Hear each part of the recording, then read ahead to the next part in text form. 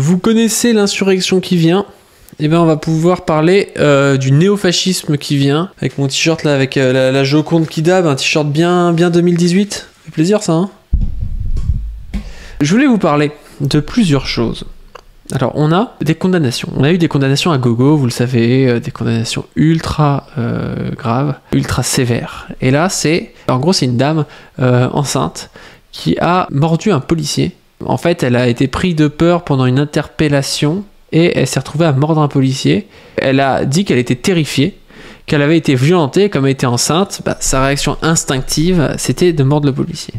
Le procureur réclame 18 mois ferme pour elle. Et le juge la condamne à 10 mois ferme sans mandat de dépôt, plus 1000 € pour le policier. Elle accouchera puis rentrera en prison. Vous imaginez le délire, quoi.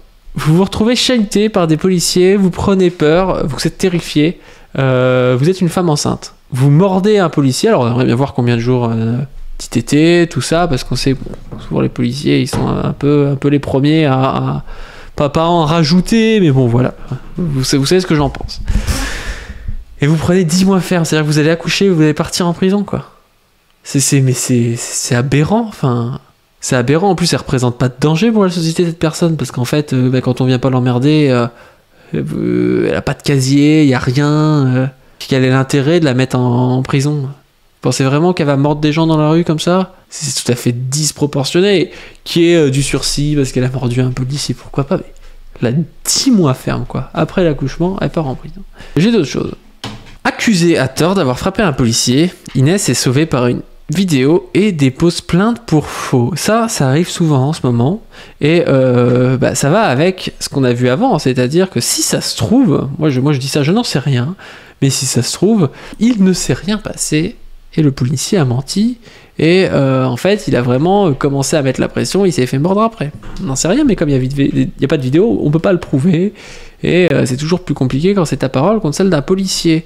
Donc là, accusée à tort d'avoir frappé un policier, Inès est sauvée par une vidéo et dépose plainte pour faux. Interpellée à Nanterre le jour de la marche pour Naël, une femme de 21 ans s'est retrouvée accusée par un policier de lui avoir asséné des coups de poing. Grâce à une vidéo sur les réseaux sociaux, son avocate a obtenu que le tribunal requalifie ces prétendues violences en rébellion. À l'origine de la plainte d'Inès, il y a une vidéo de 42 secondes qui fait le tour des réseaux sociaux. Sur les images enregistrées le 29 juin à Nanterre, Hauts-de-Seine, on la voit jeter une canette de soda en direction de deux policiers sans les toucher. La jeune femme porte un voile que les forces de l'ordre tentent d'avoir frappé un policier. Oh là là là là là là là. Cette jeune femme, Mediapart l'a retrouvée par hasard samedi 1er juillet, jugée en comparution immédiate au tribunal de Nanterre. Attendez, on va voir la vidéo.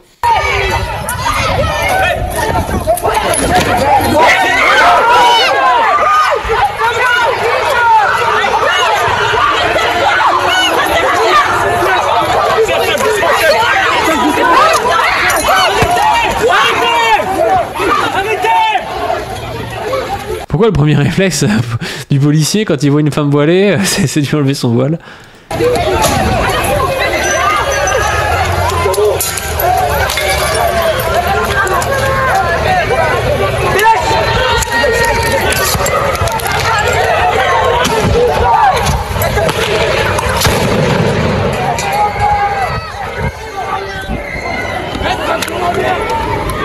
Bref, donc elle jette une canette et le policier vient pour lui enlever son voile et il dit oui qu'elle l'a frappé à coups de poing.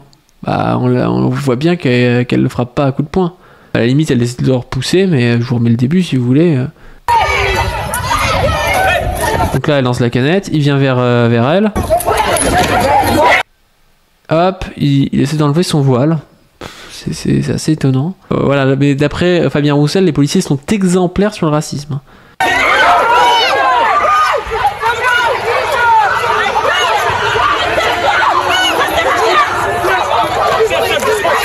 C'est ça les coups de poing, c'est qu'elle leur pousse. Faut peut-être pas abuser quand même les gars.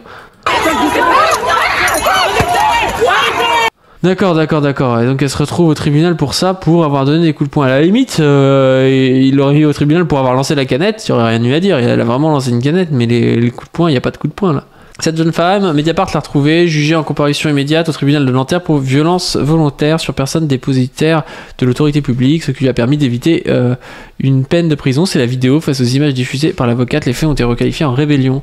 D'après nos informations, Madame Chana Benamou a déposé plainte mercredi 5 juillet pour faux en écriture publique par une personne dépositaire de l'autorité publique contre le policier à l'origine du procès verbal. Mais les mecs, c'est tellement régulier que les gars, ils rajoutent des choses sur les procès-verbaux, ça fait peur. Hein. C'est vraiment ça où je vous dis, on rentre dans un état policier autoritaire et que moi j'appelle la néofascisation du pays, quoi. Au-delà de cette affaire, il y a donc une tentative d'interpellation musclée dans le quartier de Nanterre-Préfecture à laquelle Mediapart a assisté. Ce jeudi 29 juin, la situation est tendue. En début d'après-midi, la marche en hommage à Naël s'est déroulée dans le calme. 2 coups de poing au niveau du visage et de la nuque. Terrorisée, elle a les larmes aux yeux, ne cesse de faire et défaire son chignon. Elle avait peur de finir en prison, confia plus tard Madame Chana Benamou. Âgée de 21 ans, Inès travaille aux côtés d'enfants handicapés. C'est la première fois qu'elle se retrouve devant un juge. Le fameux Lumpen, elle travaille aux côtés d'enfants handicapés, hein, mais c'est du Lumpen, hein, c'est certifié par les marxistes d'internet. Hein. Dans son procès verbal d'interpellation, que Mediapart a pu consulter, un policier de la BAC 92, la fameuse BAC 92, affirme qu'Inès s'est approchée de lui par le côté, l'a agrippé par son uniforme et qu'elle lui a mis 2 coups de poing au niveau du visage et de la nuque. Non mais attendez, c'est pas sérieux, hein. C'est pas sérieux, il faut foutre des caméras sur les flics, hein. C'est insupportable, hein.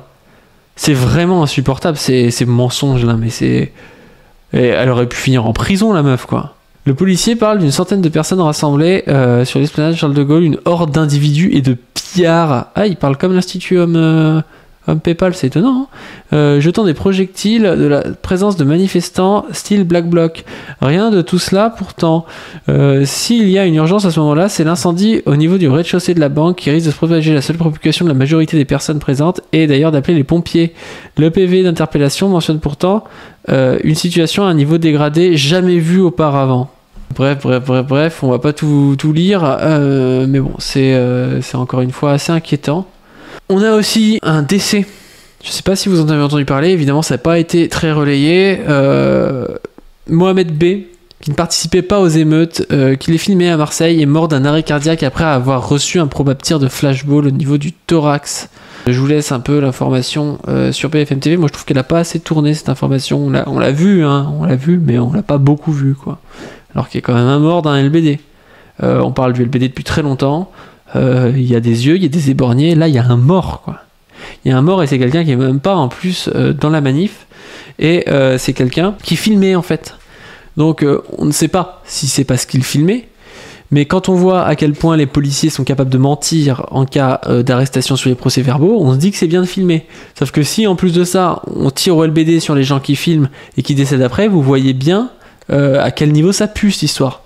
Vous filmez pour éviter que les violences policières et la justice soient trop strictes, et on vous tire probablement dessus. Alors c'est une vidéo, je ne sais pas si on va pouvoir la voir, qui nous a été donnée par la famille de Mohamed. Ce sont les dernières images tournées par Mohamed avec son téléphone portable. C'était donc samedi soir, il était avec son scooter et on voit qu'il est près de la rue Saint-Féréol, qui a été le théâtre de nombreux pillages ce soir-là. On voit qu'il ne participe pas aux émeutes, mais qu'il filme une intervention de police, puisque on voit des policiers qui sont en train de maîtriser un homme au sol. Et donc, Mohamed était en train de filmer cette intervention de police. Il se trouve que quelques instants plus tard, Mohamed, 27 ans, a été retrouvé mort sur le cours Lieutot, dans des circonstances qui restent encore... Ouais, mais bon, et voilà, ça s'appelait Mohamed et filmer la police, c'est jamais bon signe. Hein. Non mais c'est aberrant hein, quand on y pense. Le mec qui est retrouvé mort 27 ans, il était livreur Uber Eats, je crois. Encore du lumpen hein, selon les rouges bruns, hein, encore du lumpen, hein, il livrait des gens mais c'est du lumpen. À établir, le parquet de Marseille a dit qu'il s'agissait probablement d'un tir de flashball parce que alors il a été retrouvé mort à côté de son scooter. Il travaillait comme livreur Uber Eats, donc mort à côté de son scooter d'un arrêt cardiaque. Il avait 27 ans et l'autopsie a montré qu'il avait reçu un choc violent à la poitrine par un objet ni contondant ni perforant, donc un objet sphérique, ce qui est compatible avec l'usage du flashball. Donc, est-ce qu'il a été touché? Oui, on parlait de revendications politiques à avoir. L'interdiction des LBD et flashball, ça devrait être une revendication de base. Il faut mettre ça dans les programmes. Hein. À ce moment-là, à un autre endroit, en fait, on ne sait pas exactement à quel endroit a eu lieu l'impact. D'ailleurs, on n'a pas retrouvé le projectile qui l'a touché. Donc, une enquête a été confiée à la police judiciaire et à l'IGPN. Et elle va consister notamment à essayer de retracer tout son itinéraire avec les images de vidéosurveillance, avec l'analyse de son téléphone portable pour voir à quel endroit il a été touché. Est-ce qu'il était au milieu d'un échange de tirs? Est-ce qu'il est une victime collatérale? Est-ce qu'il a été visé volontairement parce qu'il filmait des interventions de police? Tout ça reste à déterminer. Merci beaucoup, Cécile. Est-ce qu'il a été visé parce qu'il filmait ou est-ce que c'est une victime collatérale? Enfin, quand même, les mecs ils sont pas loin de lui. Quand même étonnant qu'ils prennent un truc dans le thorax, s'il est de face et tout. Moi ça m'a... Voilà, je suis encore une fois circonspect, mais évidemment c'est sûrement l'IGPN va nous dire que c'était le hasard. Hein. Bah, tout ça en fait, pour faire un petit point là-dessus. On a vu beaucoup de choses ces derniers temps, on a vu les 49.3 à gogo, on a vu les manifestations interdites. Quand on fait une manifestation, on vous l'interdit, et si vous faites quand même la manifestation, alors que vous avez le droit dans la Constitution, on considère que vous êtes un opposant politique sur lequel on peut taper, quoi, en gros. On a vu que les grèves, ça finissait en réquisition. On a vu que y avait des violences avec des faux procès-verbaux, on a vu du coup qu'il fallait filmer, on a vu que quand on filme, en fait, on peut prendre des LBD. C'est la folie. C'est vraiment la folie. On est en train de vivre un tournant autoritaire dans le pays.